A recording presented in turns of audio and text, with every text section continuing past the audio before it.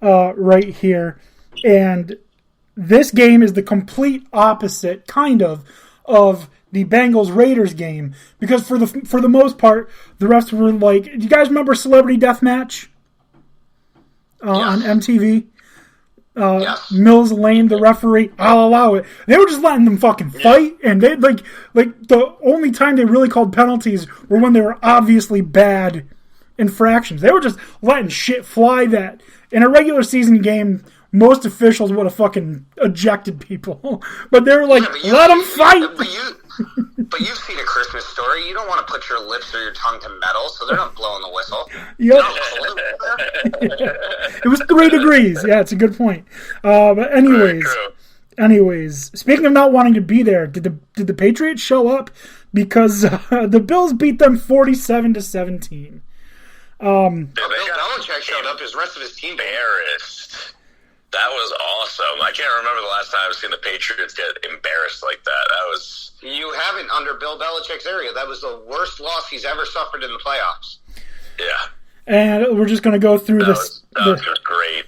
Obviously, I don't want the Bills to win the Super Bowl because, I'm a Jets fan, but I'm definitely enjoying the positives of that, which are the Patriots just getting mollywopped. Mm-hmm. We're going to go through the stat leaders real quick. Josh Allen, 308 yards, 5 touchdowns. Devin Singletary, finally a Bills running back fucking shows up. 16 carries, 81 yards, 2 touchdowns. Dawson Knox, 5 receptions, 89 yards, 2 touchdowns. On that first touchdown to Dawson Knox, Josh Allen said, I thought I threw the ball away and heard a couple people cheering, thought maybe it got intercepted. I look up and Dawson Knox is celebrating a touchdown, and I thought, well, shit.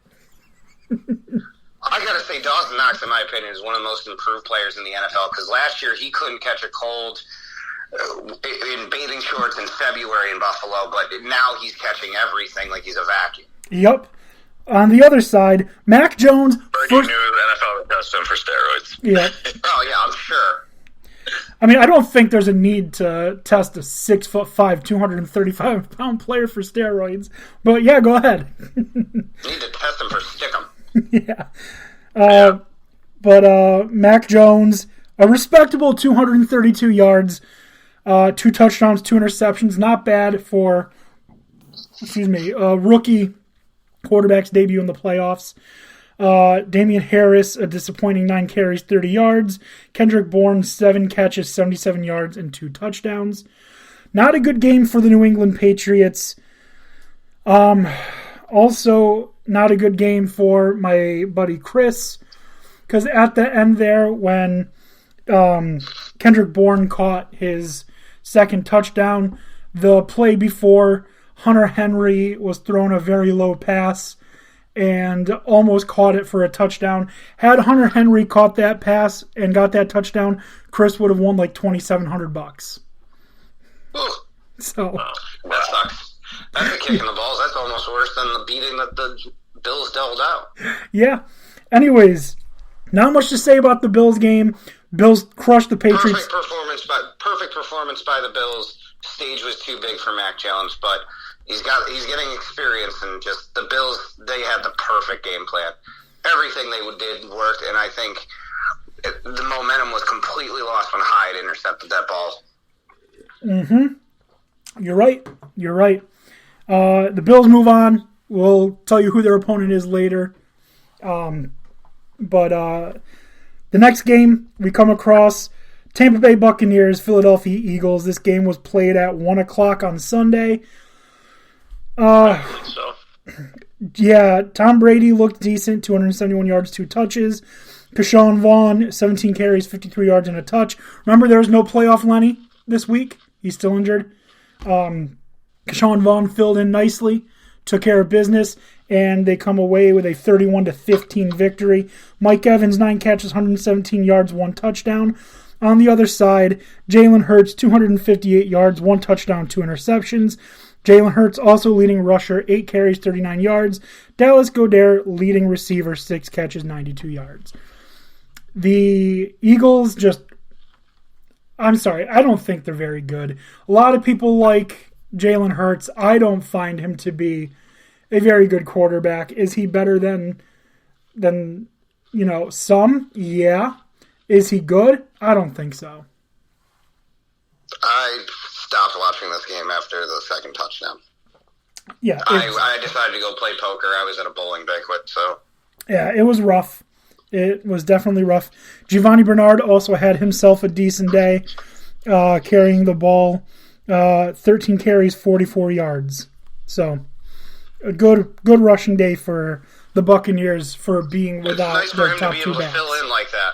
It's nice for them to be able to have a fill-in like that when they've got both of their starters out. Yep. Anyways, not much more to say about this. Philly just nowhere near ready for a team like the Buccaneers. My God, I think Tom Brady. I still think of Patriots, but nowhere near the caliber of. Just call them the Tom Brady's. It doesn't matter at this point. Yep. So, we good to move on, or anything more you want to say about this game? Just exactly what I think we all predicted, that it was going to be a Tampa Bay blowout, and it was not pretty. No. Thanks for getting on the plane, Philadelphia. That's basically all you accomplished this week. All right, now I'm pissed off. You participated. Because we move on to the San Francisco 49ers at the Dallas Cowboys. And can I just say... If you want to. Can I just say... I have never seen such a poorly disciplined football team as the Dallas Cowboys. And that falls squarely on the heads of the coaches. It falls squarely on the heads of the coaches. Also, we learned after the game that Ezekiel Elliott has been playing with a partially torn PCL since week 4. Why is he on the field? That explains so much. Yeah, especially when you have really good backups. Like he could have gotten healthy for. Isn't that not even that long term of an injury? If you're able to rest. He went to the doctor, I guess, today, and they determined he does not need surgery. So yeah, he shouldn't have been playing for at least like 4 or 5 weeks, and you guys would have been fine. There's no way you were in worry of losing that division.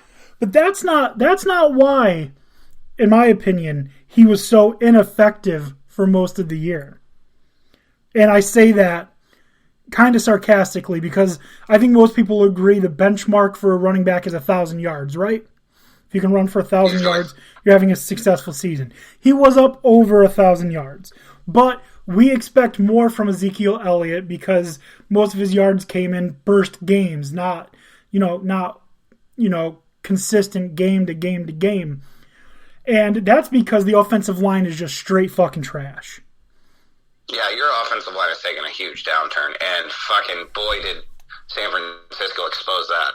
Yeah, everyone still thinks that the Cowboys have the 2016 offensive line. You want to hear some numbers? Guess? Or I'm not even going to have you guess because it's a weird thing. Daniel Jones averaged 2.4 seconds in the pocket for the New York Giants. And everyone agrees he has a bad offensive line, correct? Yeah.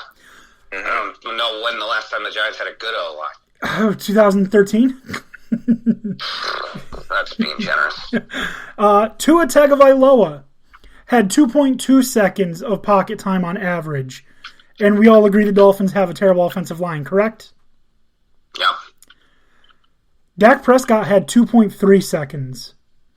Less time in the pocket than Daniel Jones and only 1/10 of a second more than Tua Tagovailoa.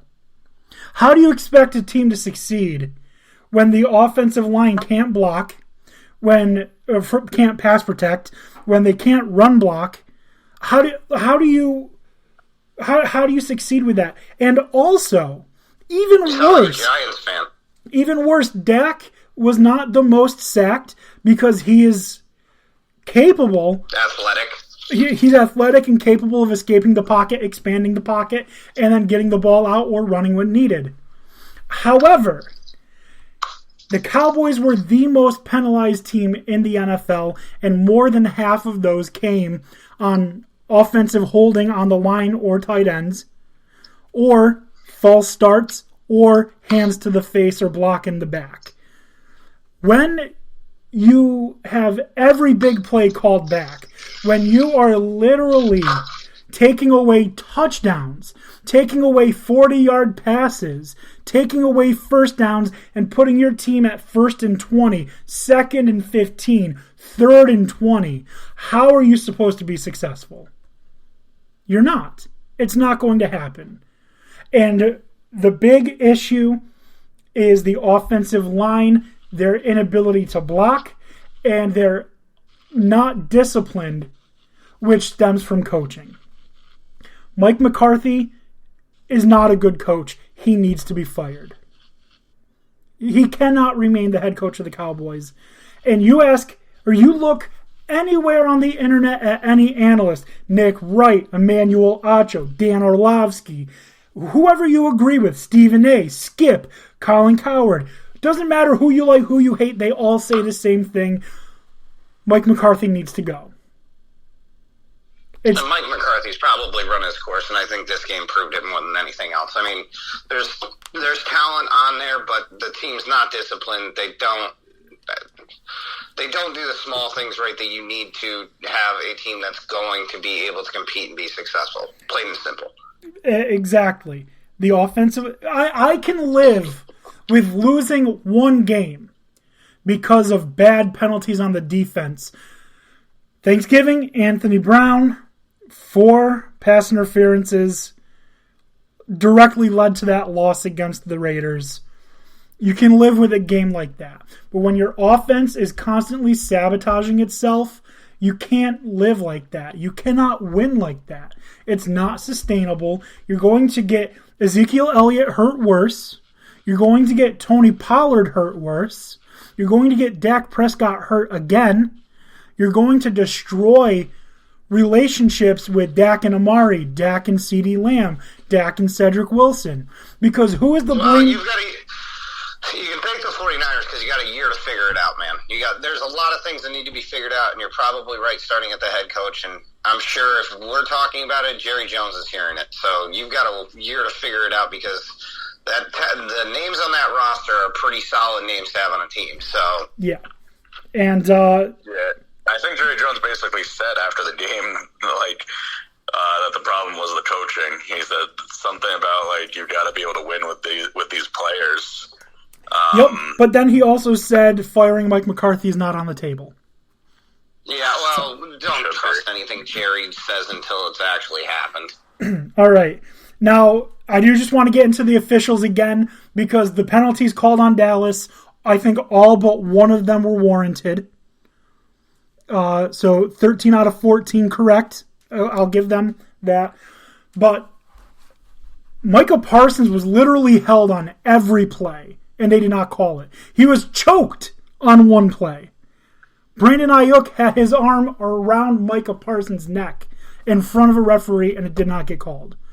You've got to watch for holding. If you're a referee, you need to watch for holding. Also, as someone who played a little bit of offensive line, a little bit of tight end, if you are on the line and you are set and the ball is set, you're in your formation, you cannot move at all. You lean forward a little, it's false start. You lean backward a little, it's false start.